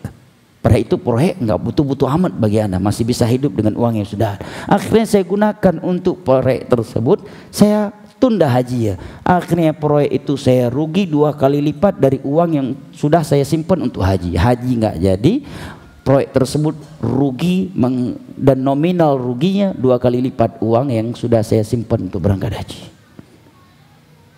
6. Ada kesempatan ya, melakukan kebaikan segerakan, karena Nabi telah bersabda, wala yazalu qaumun yata'akhiruna hatta yuakhirahumullah. Tidaklah ada sebagian kaum yang suka berlambat-lambat dalam melakukan kebaikan setiap kali sudah ada kesempatannya, maka kecuali Allah akan buat mereka selalu terlambat dari kebaikan di dunia, terlambat masuk syurga. Bayangkan kalau terlambat masuk syurga 1 hari saja, berarti kita sudah terlambat 1000 tahun. Orang lain udah 1000 tahun berjumpa dan memeluk bidadari, kita masih belum. Wala yazalu qaumun yata'akhiruna hatta yuakhirahumullah. Tidaklah sebagian kaum berlambat-lambat melakukan kebaikan kecuali Allah akan buat mereka selalu terlambat. Dan orang kalau sudah terbiasa terlambat jamaah, di Mekah sekalipun juga sering terlambat. Di Indonesia sering masbuk, udah ke Mekah, udah di Madinah juga masih masbuk. Karena hal-hal yang sebenarnya itu bisa dijauhi, tapi udah jadi kebiasaan masbuk. Di Mekah pun padahal dia ke Mekah khusus untuk ibadah, umroh. Kalau shopping di Bandung lebih banyak, ya kan? Tapi udah tujuan utama dia ke Makkah, ke Madinah untuk sholat. 1000 rakaat di Masjid Nabawi, 1 sholat di sana seperti 1000 sholat di sini. 1 sholat di Mekah seperti 100 takbiratul ihram. Keutamaan mendapatkan takbiratul ihram bersama imam luar biasa keutamaan. Tapi bisa-bisanya selalu terlambat. Kenapa? Sudah terbiasa terlambat. Wala yazalu qaumun yata'akhkharuna hatta yu'akhirahum Allah. Tidaklah sebagian manusia itu berlambat-lambat melakukan kebaikan kecuali Allah akan buat mereka selalu terlambat. Yang berikutnya jamaah adalah berusaha semaksimal mungkin kita memperbanyak ibadah di akhir zaman. Nabi SAW bersabda dalam hadis riwayat Imam Muslim dari Ma'qil bin Yasar radhiyallahu an, al-ibadatu fil harj ka hijratin ilai. Beribadah di masa fitnah itu seperti hijrah kepadaku. Dan terkhusus ibadah solat jemaah. Dan dari solat sunnah terkhusus solat malam. Saya bacakan hadis tentang solat malam yang ada kaitannya dengan fitnah. Bagaimana Nabi bicara tentang fitnah, setelah itu bicara dengan solat malam. Kata para ulama, kalau kita tidak benar-benar merenunginya, sepertinya kok nggak ada kesinkronan antara sabda beliau tentang fitnah dengan sabda beliau tentang solat. Pada kata para ulama, kesinkronan ini sangat jelas bahwa solat malam adalah sumber keselamatan dari fitnah akhir zaman. Hadis Ummu Salamah radhiyallahu anha, riwayat al-Imam al-Bukhari. Ummu Salamah radhiyallahu anha mengatakan, istaiqadha Rasulullah sallallahu alaihi wasallam fazi'an. Pernah di suatu malam Nabi terbangun dalam keadaan terkejut. Dalam riwayat yang lain, muhmar wajh, memerah wajah Nabi sallallahu alaihi wasallam. Kemudian Nabi berkata, subhanallah, madza unzila al-lailah minal khaza'in wa madza unzila minal fitan. Subhanallah. Ini ucapan yang seyogyanya keluar dari mulut kita kalau kita terkejut atau mengingkari sesuatu, ya. Muslim itu lisannya rutban min dzikrillah, selalu basah dengan zikir kepada Allah. Kan indah kan? Antum dikejutin ya atau melihat sesuatu yang mungkar, subhanallah, la ilaha illallah, Allahu akbar. Bukan masya Allah ya, jangan dibalik. Masya Allah itu kalau melihat sesuatu yang mengagumi. Makanya dalam surat Al-Kahfi, orang yang kagum terhadap kebun-kebunnya kan diingatkan, walau la iz dakhalta jannataka qulta masya Allah, ya kan? Seandainya kamu ucapkan setiap kali kamu masuk ke dalam kebun-kebunmu, masya Allah, masya Allah nak, kenapa kamu belum sholat? Keliru. Subhanallah, subhanallah nak, kok belum sholat? La ilaha illallah nak, kok kamu lihat itu nak, kok nonton itu? Bukan masya Allah nak, kok nonton itu? Berarti kagum dong, senang dong dia nonton yang nggak benar itu. Masya Allah itu untuk sesuatu yang mengagumkan. Terkejut atau ingkar terhadap sesuatu, subhanallah, Allahu akbar, la ilaha illallah. Nah, Nabi mengatakan subhanallah. Betapa banyaknya kekayaan, sumber kekayaan yang diturunkan malam ini. Diperlihatkan Nabi, umat beliau akan mendapatkan sumber kekayaan. Memang ini terjadi di masa Umar. Dua sumber kekayaan terbesar di dunia, emas dan perak di masa itu, berada di tangannya kaum muslimin. Kemudian perhatikan bahasa Nabi, sisi kesinkronannya. Kalau kita tidak membaca syarah ulama terhadap hadis ini, kita tidak mengetahui sisi kesinkronan antara beberapa sabda beliau ini. Yang pertama beliau katakan. Yang kedua, dan betapa banyaknya fitnah yang diturunkan. Kata para ulama, kenapa Nabi menyebutkan tentang fitnah setelah Nabi menyebutkan sumber kekayaan? Karena kata para ulama, harta, kekayaan itu seringkali menjadi fitnah buat manusia ini. Dan memang iya. Sebagian orang ketika belum kaya, ketika masih miskin, masya Allah, saf depan selalu. Setiap sholat, saf depan melulu, ya. Sering menangis antara adzan iqamah, selalu berdoa. Seperti akhir malam sholat tahajud, menangis. Di saat dia masih miskin, di saat omsetnya baru 1, 2, 3 juta dalam sebulan. Begitu omsetnya berubah menjadi 200 juta, 300 juta, ya, per bulan, mulai hilang dari masjid. Mulai hilang dari saf pertama. Udah nggak ada lagi sholat tahajud. Ada sholat tahajudnya tapi beda tempatnya, dalam ruangan yang banyak lampu remang-remang. Di situ tahajudnya. Sekalian dengan witir di situ. Allah musta'an. Sebagian orang begitu. Makanya Allah katakan apa? Kalla innal insana la yatagha. Kapan? Ar-ra'ahu istaghna. Dan Allah mengatakan wa'lamu annama amwalukum wa auladukum fitnah. Sebagaimana kemiskinan juga fitnah. Ada sebagian orang ketika kaya istiqomah dia, begitu jatuh bangkrut, ada yang murtad, ya, ada yang futur. Baik jamaah yang dimuliakan Allah. Kemudian setelah itu Nabi mengatakan, wa may yuqidhu sahibal hujarat.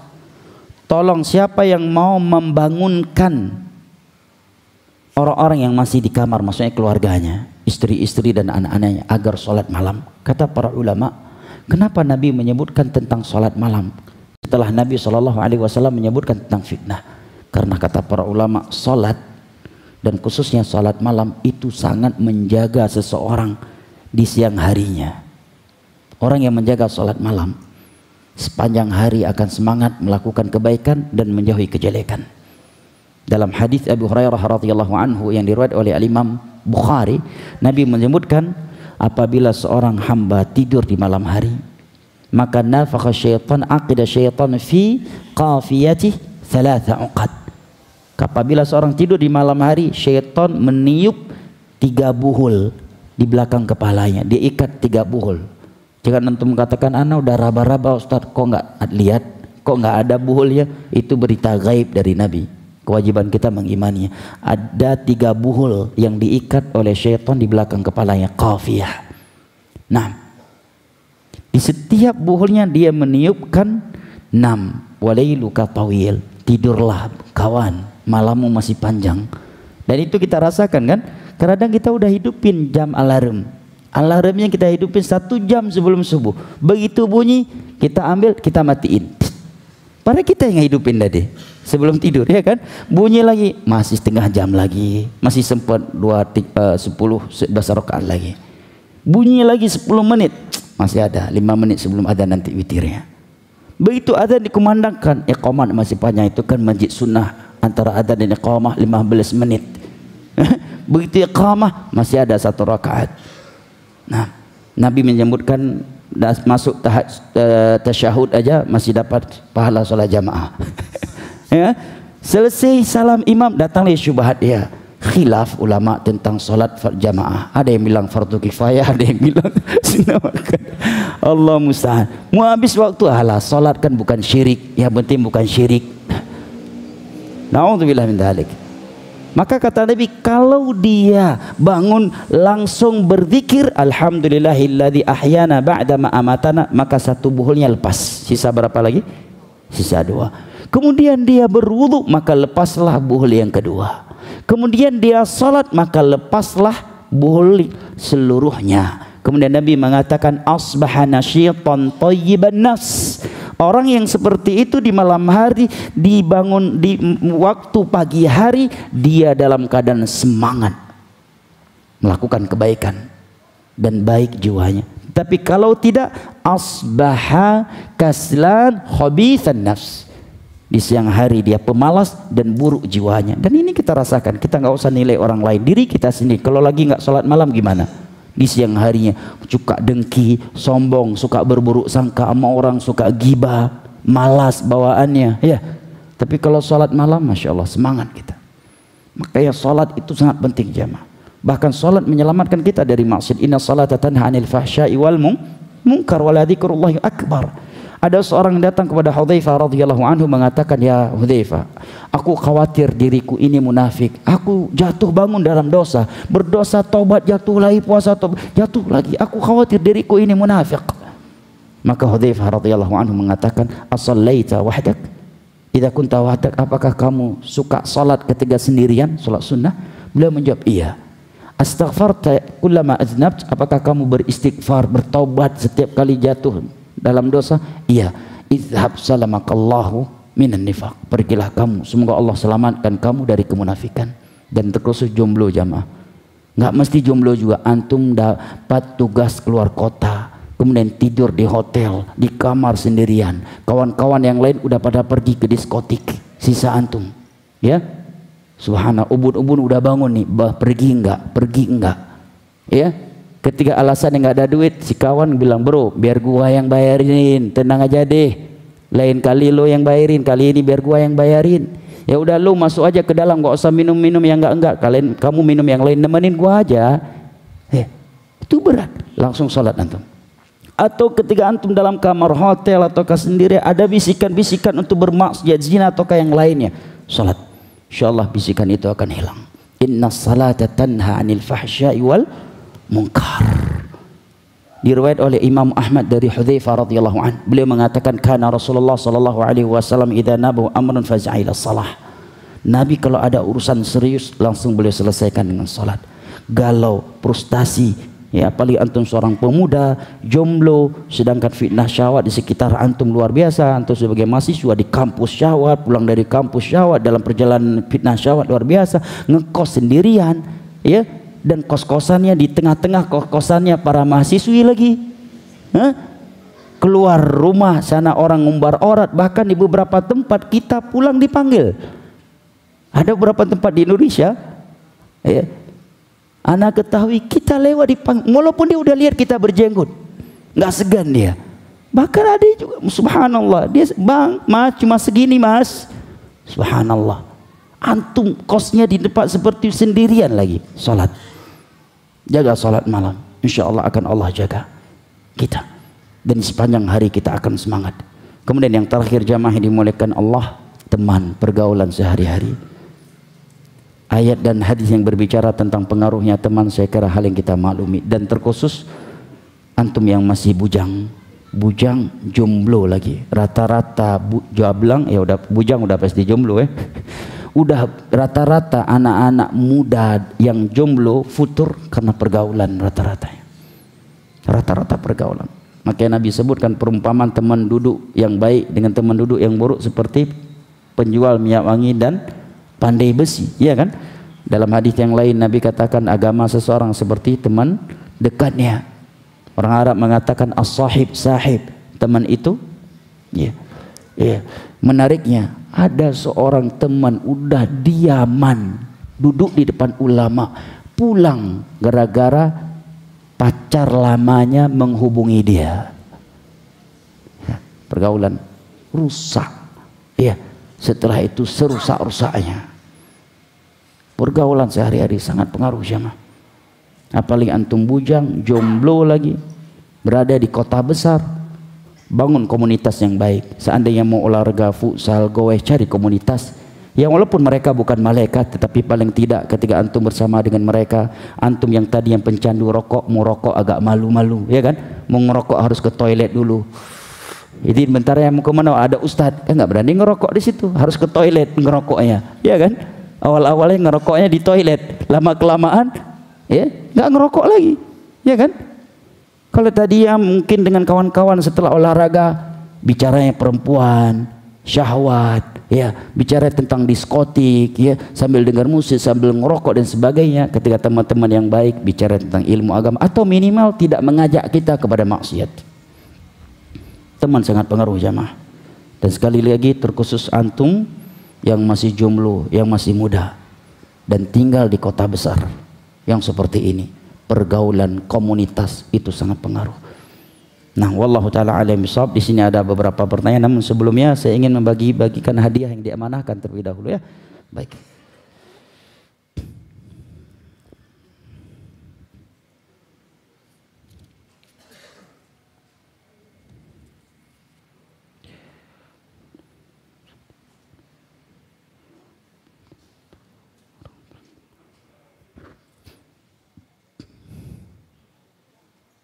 Baik, sambil nunggu hadiah, sini ada pertanyaan bagus. Afwan izin bertanya Ustaz, apakah mungkin orang yang berilmu tidak bersabar, dan apakah orang yang bersabar belum tentu yang berilmu? Mungkin.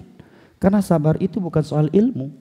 Soal bagaimana rasa takut dia kepada Allah, mengingat perkara akhir. Banyak orang, Masya Allah, dia bukan ustadz, tapi hidupnya lebih zuhud, lebih sabar dalam menghadapi rumah tangga, lebih sabar ya di atas kemiskinan, ya lebih sabar untuk tidak bermaksiat daripada orang yang sudah hafiz Al-Quran. Ada sebagian orang hafiz Al-Quran baru diuji dengan satu syahwat yang kecil jatuh ke dalamnya. Nah, ada orang yang dia bukan santri, bukan penghafal Al-Quran, bukan ustadz, tapi bisa sabar untuk tidak bermaksiat. Kenapa? Karena di saat maksiat itu berada di depannya, dia lebih ingat kepada Allah daripada orang yang berilmu tadi. Ya, dia lebih takut kepada Allah, lebih ingat tentang alam barzah dan seterusnya. Nah, wallahu taala alam bisawab, wal ilmu indallah. Di sini ada hadiah. Apa ini? Baju muslimah. Berarti pertanyaan untuk untuk yang sudah menikah. Ini diskriminasi untuk kaum jomblo nih. Bukan diskriminasi, motivasi untuk mengakhirkan masa jomblonya. 6. Kita berdoa kepada Allah agar Allah memberikan istri yang salihah, yang jamilah, yang cantik jelita, dan ya, bertakwa kepada Allah untuk adik-adik kita yang masih jomblo dan atau yang masih single senior. 6. Baik, pertanyaannya jamaah yang dimuliakan Allah, apa kesimpulan kajian kita malam ini?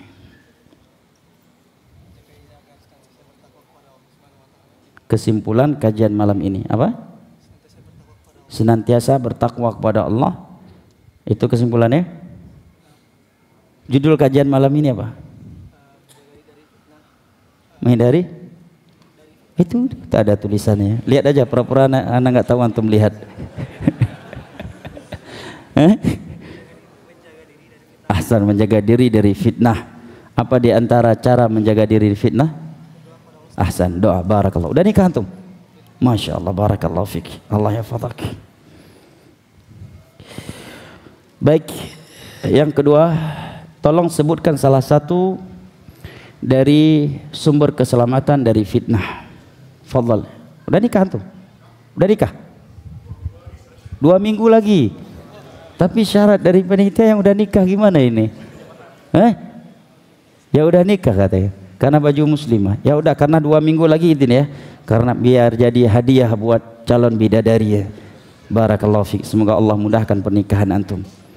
Nah, ya, lihat aja ke HP. Pura-pura anda nggak tahu, antum lihat. Baik, apa akhi? Barakallahu fiik. Salah satunya memperbanyak teman soleh. Ahsan, memiliki komunitas lingkungan yang baik, yang soleh. Barakallahu fiik. Syukran Ustaz. Semoga Allah mudahkan urusan Amin, pernikahan antum. Amin Allah. Barakallahu fiik. Barakallah. Berikut ini bukan dengan pertanyaan ya, dan syaratnya kayaknya lebih berat nih. Siapa yang datang ke kajian ini dengan membawa 2 bidadarinya? Dua-duanya dibawa? Istri?